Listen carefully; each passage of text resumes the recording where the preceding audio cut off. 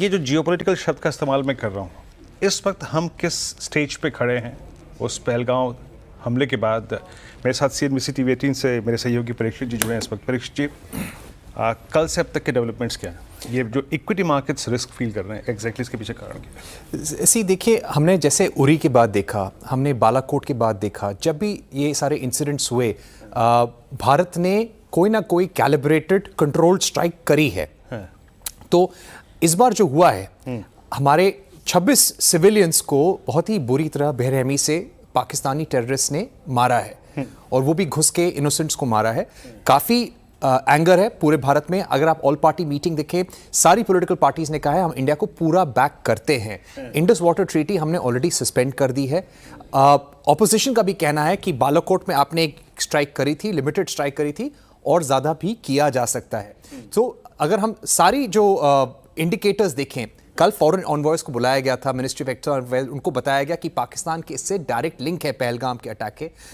हमारे army chief has gone to Jammu and Kashmir, वो वहाँ मीटिंग ले रहे हैं।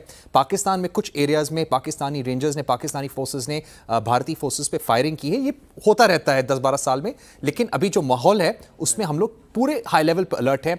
एयरफोर्स की आक्रमण एक्सरसाइजेज हो रही है, कुछ कॉम्प्लिकेटेड मनूवर्स हैं जो सुखोई जेट्स कर रहे हैं। नेवी ने भी एक टेस्ट मिसाइल फायर भी किया है।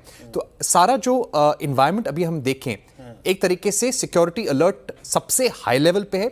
कोई ना कोई रिस्पांस भारत से होगा, वो कैलिब्रेटेड और कंट्रोल्ड रिस्पांस होगा, जो इंडिया अपने सारे एलाइज, यूएस, इजराइल, यूके, जितने भी भारत के दोस्त नेशन हैं, उनको साथ लेके ऐसा कुछ करें। यानी किसी भी प्रकार के रिटेलिएशन से पहले जो ग्राउंड वर्क आपको करना पड़ता है ज़मीनी, और साथ ही साथ जिसे कहते हैं कि आप आपके जो सहयोगी देश होते हैं, जो उनका विश्वास जीतना पड़ता है, वो काम सरकार कर चुकी है, आपका मानना है? बिल्कुल। कल हम P5 जैसे सिक्योरिटी, यूएन सिक्योरिटी काउंसिल के जो परमानेंट मेंबर्स हैं, US, UK, Russia, China, France, G20 के सारे मेंबर्स हैं, उनको मिनिस्ट्री ऑफ एक्सटर्नल अफेयर्स ने, जो भारत की फॉरेन मिनिस्ट्री कहलाती है, उनको वहां बुलाया और सबको बताया कि ये जो पहलगाम में अटैक हुआ, इसके पास हमारे पास एविडेंस है कि पाकिस्तान आर्मी के इसके डायरेक्ट लिंक्स हैं।